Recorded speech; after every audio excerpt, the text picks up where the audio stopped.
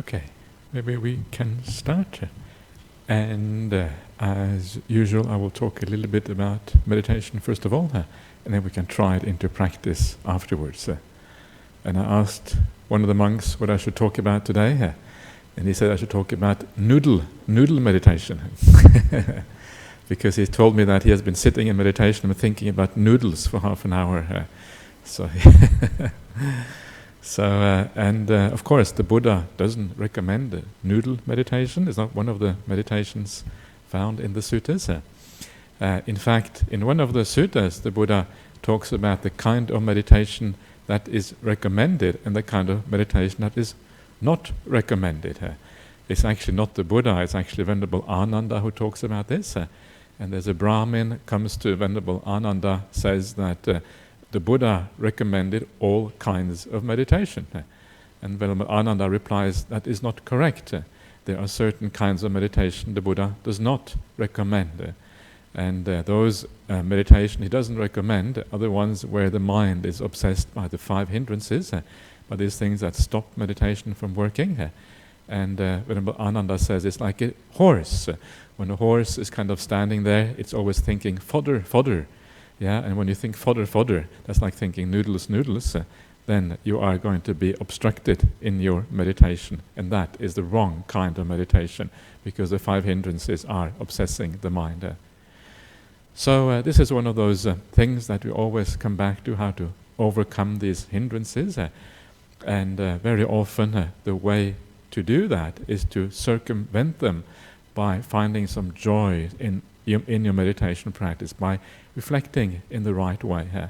And there's numerous ways of doing this, and all of these ways are really found in many different places in the suttas. The Buddha often makes long lists of these things. And today is the Magga Puja day. And Magga Puja day is a day when really we celebrate the Sangha. In other words, the noble ones, or either the Bhikkhu Sangha, the ordained Sangha, or the Sangha of noble ones, those people who have attained stages of awakening here. And because of that, I think it might be useful just to reflect very briefly on how you can use the idea of the Sangha as a reflection to kind of give rise to a bit of joy and happiness on the path, and then hopefully at the same time overcome these hindrances that are always the biggest problem. So you don't have to waste time with noodles, and you can go straight to the breath instead, whatever it is. So how do you do that? And there's a number of ways of doing it. One way is just to remind yourself that the reason why we still have Buddhism after 2,500 years is in large part due to the Sangha. The Sangha are the people, especially the monastic community, looking after the suttas, looking after the word of the Buddha for 2,500 years, teaching it again and again, making it available in the world.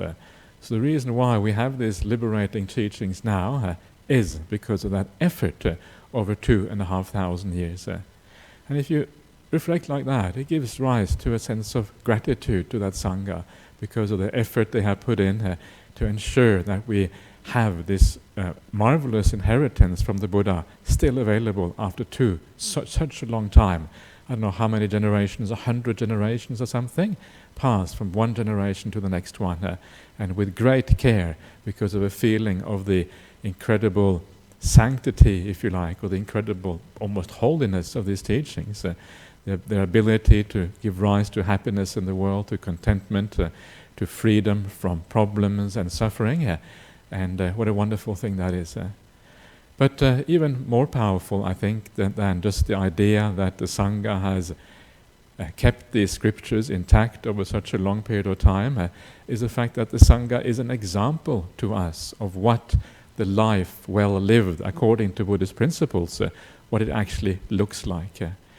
If you look at the way the Sangha is described in the suttas, the way we are supposed to reflect on the Sangha, it says always that the Sangha is supatipanno, ujju patipanno, nyaya patipanno, samichi patipanno. And these things mean that the Sangha is like well practiced, practiced in an upright or direct practice. They have a proper practice, and nyaya is almost like a methodical practice. So the idea is that people who practice in this way, when you see them, you can actually see, it's like you see the Dhamma in action. The Dhamma is kind of shines out of people who are noble ones because they are practicing in the right way. Their whole life is about practicing in the right way. And it's very difficult to be able to gain proper inspiration and confidence in the Dhamma unless you are also able sometimes to see people who are practicing in this way, who are consistently living up to the very often demanding nature of Buddhist ethics and Buddhist practice, which often is very demanding in terms of how you change your thinking and all of these kind of things. When you see that, it opens up your eyes to a different possibility, an alternative way of living in less suffering, more happiness, more contentment than is possible for the vast majority of people. And that is something to be incredibly grateful for, because if you just read the Buddhist text or you just hear talks about Buddhism, often it can be a bit dry. You don't really see the result of these teachings by just listening to things or reading things. But when you see it with your own eyes, it makes it come alive. The possibility becomes real. And I don't know if you feel that you have met people like that, but this is what has really driven me in my monastic life, this ability to see people of that kind of caliber. And that's one of the reasons why I came to Australia in the first place, is precisely because of that, because I thought those qualities were actually available here, in this right here in Perth, with the Buddhist Society of WA. What a wonderful thing that is, what a blessing it is to have these things available in the local community like that. And when you think like that, when you bring up that thought, you feel a sense of gratitude. You feel a sense that your life is blessed with something incredibly powerful and amazing that is so hard to find in this world. And when you feel that sense of gratitude, that sense of being in the presence of something so powerful, then you may find that a bit of happiness, a bit of joy, a bit of gladness arises inside of you.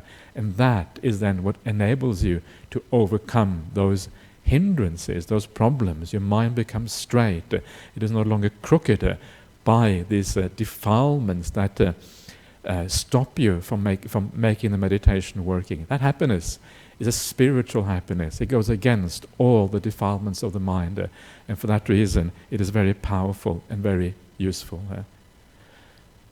So that is just a suggestion for you, because today is the Magga Puja, and I will try to see if I can incorporate some of these reflections in the meditation practice. But now let us try it out in practice.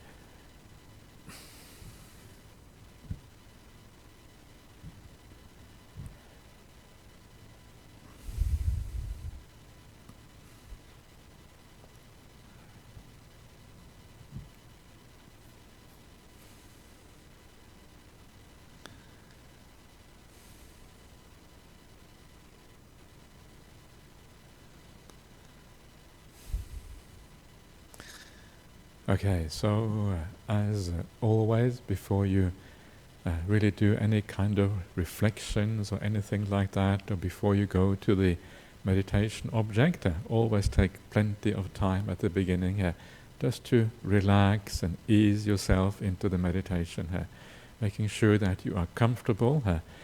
This path really only works when the body fades away. You don't want the body to get in the way, so be comfortable. Be at ease and give yourself time to allow the past and the world around you to fade away and to bring the mind into the present moment.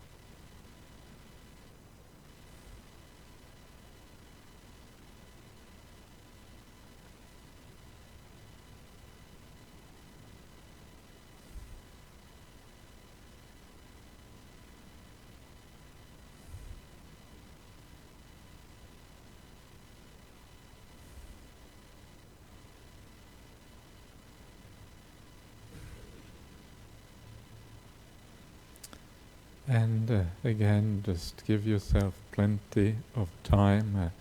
The idea here is just to rest and to allow things to be. No control is required. It's almost as if you are just resting after all the activity you otherwise would do. So patience is really all that this is about, like as if you are just waiting in the present, allowing for things to fade away.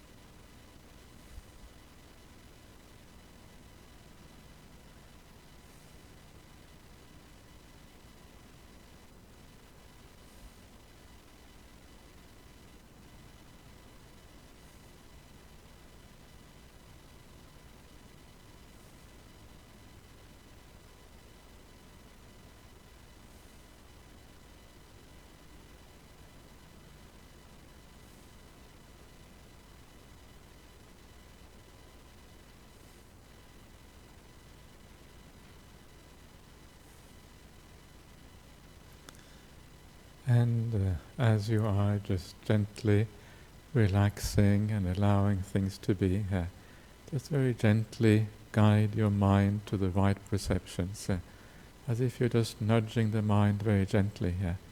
Make sure you take notice of the peace that is surrounding you and the delight in that peace, and compare it to the ordinary busyness of life, and feel how liberating it is just to be peaceful, just to sit down and just to do absolutely nothing at all.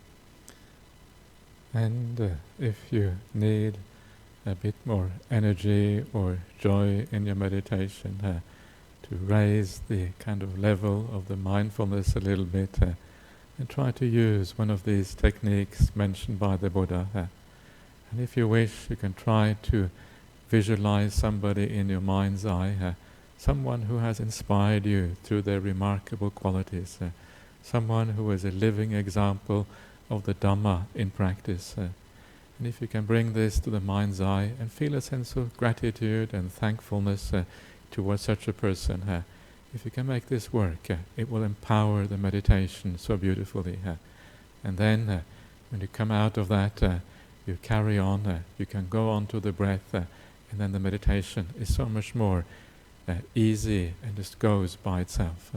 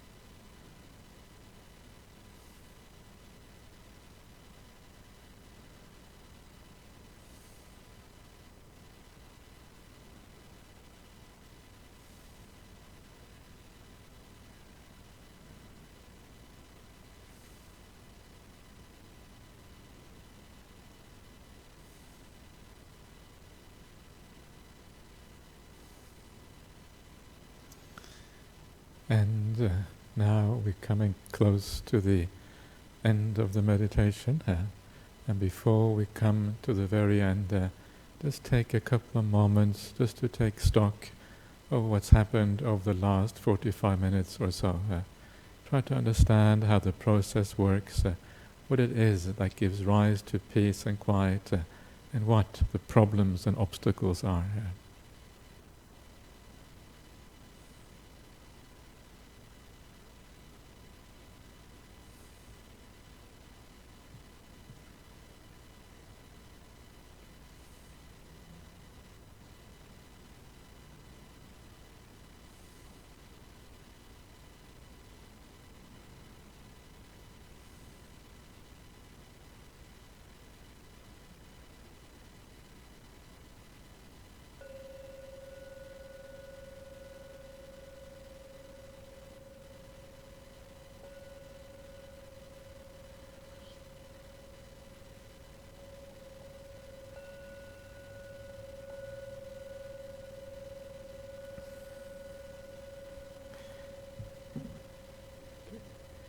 Thank you.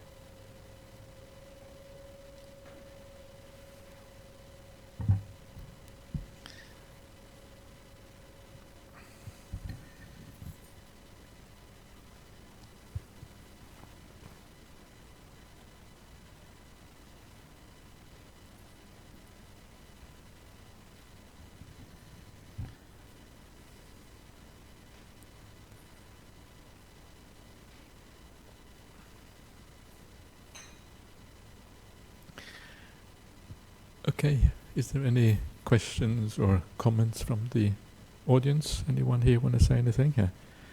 Nobody wants to say anything? Okay, that's usually the case at this point, which is good. So let's have a quick look at questions from outside of this center. And this is a question from California. When meditating and non-meditating, I feel a very refreshing coolness and so very light. Can you explain in detail what is happening here? When meditating and non-meditating, so not sure, are you saying that you feel the same thing whether you meditate or not? You feel a very refreshing coolness and so very light. Can you explain what is happening? Well, in meditation, usually as you calm down, and you kind of let go of the body and you go inward, then very often you feel cool because you lose that feeling of the body to some extent. And especially on a hot day, it's quite hot here in Perth today, when you kind of go into the mind, the coolness kind of returns because the body is letting go of. And again, the lightness is a very similar kind of thing because the body is very heavy, it's a very heavy thing. And the more you let go of the body and you allow it to disappear from your perception, from the eye of the mind, very often you feel very light. And sometimes people can have the experience of floating in the air, as if you're floating. And you're not really floating, it's just that because you lose perception or feeling of the body, it feels as if you're so light, you can kind of become like a tuft of cotton, and you kind of take off at any time, and there's nothing that gravity doesn't really have a hold on you anymore as it normally does.